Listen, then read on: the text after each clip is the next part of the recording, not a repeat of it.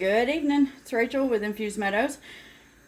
We're getting ready to make dinner, so to show you what I've got, I've weighed out 6 ounces of pasta because it's just for 2 of us. I have my beef gravy ready. I have what started out as a half a pound of steak, but once I trimmed off all the gristle, I have this left. So you want to start with roughly a half a pound for 2 people. I have 3/4 a cup of chopped onion. I'm going to go in with roughly a heaping teaspoon of garlic powder. And then 1 cup of sour cream. So in this pot I have 2 cups of water that I will be turning on in a minute. And that will be for a double batch of the beef gravy. So I'll be going in with 4 tablespoons of the beef gravy mix into that pot. And then this pot has water with about a tablespoon of salt. Once this comes to a boil, my pasta will go in. I'm going to saute up my steak back here, and then once both sides are just seared, I'm going to add my onion and my garlic powder into that, along with some salt and pepper. We'll say about anywhere between a 1/4 to a 1/2 teaspoon of salt. You can always add to your plate if you need it. So what I normally do is I just do a couple of shakes around it. So we'll say a 1/4 teaspoon of salt and then about a 1/2 teaspoon of black pepper into that. Okay, and we'll be back. While I'm waiting on the water to boil on the noodles, if you can get them, use egg noodles. If you're in the US, every store carries egg noodles. If you're in the UK, let me know. Okay. Anyway, just bringing that up. So I'm waiting on this to boil. I've just turned my heat on here because I'm fixing to get that going, because the noodles that I have chosen are thin. They should cook within about 6 maybe-ish minutes. And then I'll turn this one on last, okay? So, we'll be back. Meat's in. A little quickly, but I have my little way of doing this. So I'm going to go in with a 1/2 teaspoon of garlic, because this is not as much meat as I expected it to be. Like I said, a lot of gristle, and I don't like gristle. Alright, so 1/2 teaspoon with my lid thrown on the floor, because why not? Salt. That's all I do. Black pepper.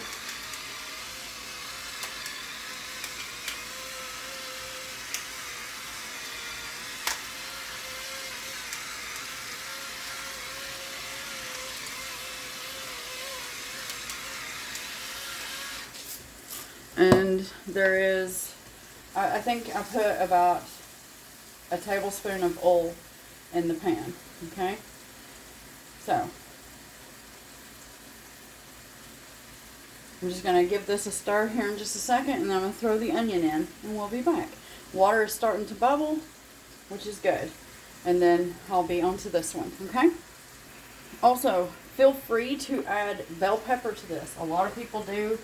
I just don't like bell pepper. So, I'm going in with my onion. I'm going to let this saute for a few minutes. And then we'll be back. Okay, so I've gone ahead and turned this down to low. We'll just call that low. It's not quite a medium low, it is a low. My pasta is in, and it should come back up to a boil. So while I wait, into here, I've got my whisk ready. I'm gonna turn this on. Medium. 1, 2, 3, and 4.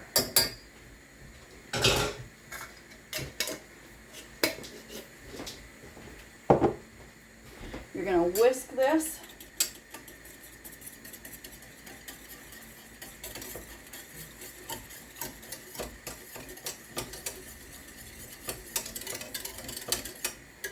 And then you just want to keep whisking this until it thickens to the consistency that you want.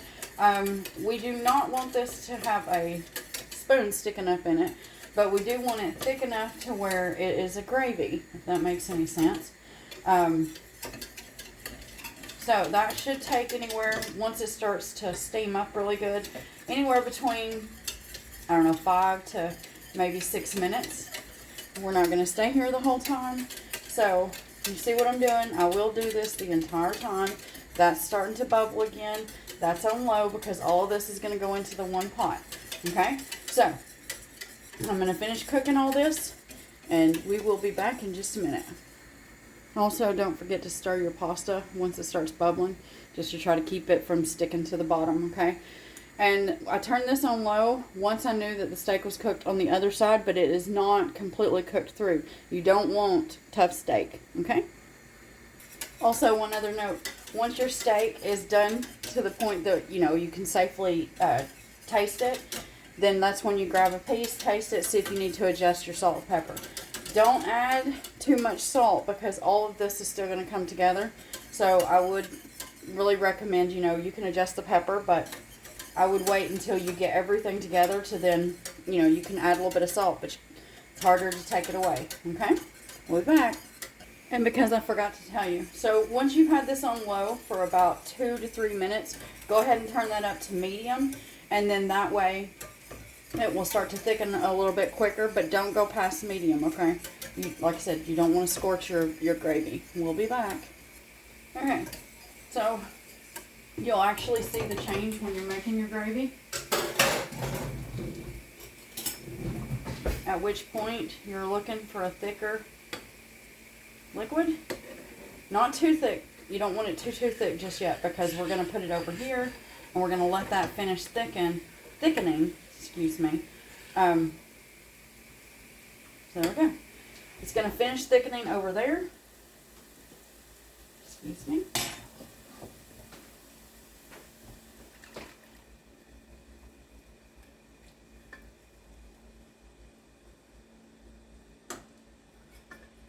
And now I'm going to turn this up to medium.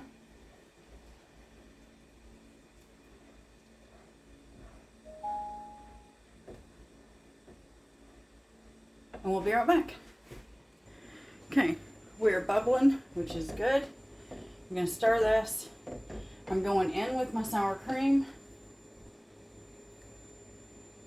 Remember, 1 cup of sour cream, and I got this going right off the bat so that it could warm up just a little. Okay.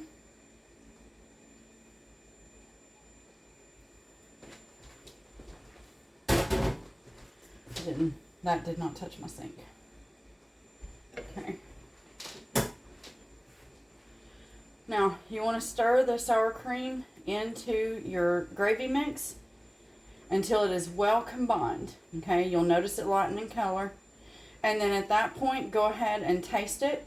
If you're not happy with it, then go ahead and add yourself some more salt and pepper. If you're happy with it, what we're going to do next is we're going to drain that pasta, and the pasta is going in here as well, and I will stir that into this. Now, typically, like I said, you should have more meat. Normally, I think we do, we get one of the big steaks, like a big, 16-ounce sirloin or ribeye that's just for this, or I'll take a roast and, I will section that up for meals like this. And I do weigh them out. Unfortunately, this was a pack of steaks that we'd bought from a different butcher.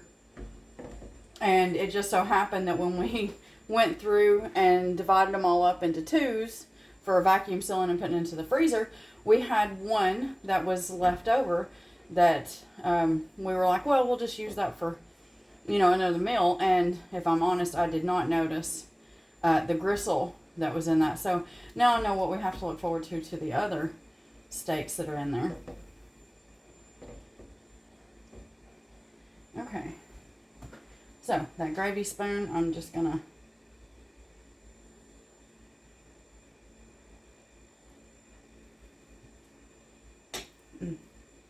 I'm happy with that. Okay. I'm gonna drain this pasta. We'll be right back. Pasta is in. All you want to do is stir this. You want your pasta as coated as possible in your noodle, or sorry, that is your noodles, in your broth here. And then what I like to do is, the pasta was al dente, okay? So when you bite into it, you should feel a little bit of toughness in the center of your pasta. You don't want it, you know, all the way to where the whole thing is soggy, or else you're not going to like it after you put it into something else. Well, you're just not going to like it after a little bit. You know, you put that into a spaghetti sauce or this kind of sauce or an Alfredo sauce. The next thing you know, you've got really swelled, really soggy pasta, and it's not good. So, how to tell when pasta's done as it's cooking. With egg noodles, after about 3 to 3.5 minutes, you're going to take one out and you're going to bite into it. Any other pasta, once your water comes up to a boil and you throw that pasta in there, set yourself a timer and start checking it after about 8 to 10 minutes. And it really depends on the thickness of your pasta as well. The thicker the pasta, the longer it cooks. So some pasta needs like 20 minutes. And what I normally do is I'll let it boil for 5 minutes, and then I turn the heat off, put the lid on, and I'll let the water do the work for me. That hot boiling water will finish cooking your pasta. Okay, so I'm going to bring this up to a simmer, and at that point it is done, and my husband and I can have dinner. Alright, I will wrap this up and do a short just showing you when it's plated. And hey, I hope you give this recipe a try. I hope you like it, if not love it. And if not, I'm sure that there are other recipes out there. Maybe one of those are the right ones for you. This is Christmas Eve. I hope that every one of you have a wonderful day. I hope you have a wonderful Christmas. And for those of you that don't celebrate Christmas, I hope that you still have a wonderful day, okay? And, yeah, have a great night.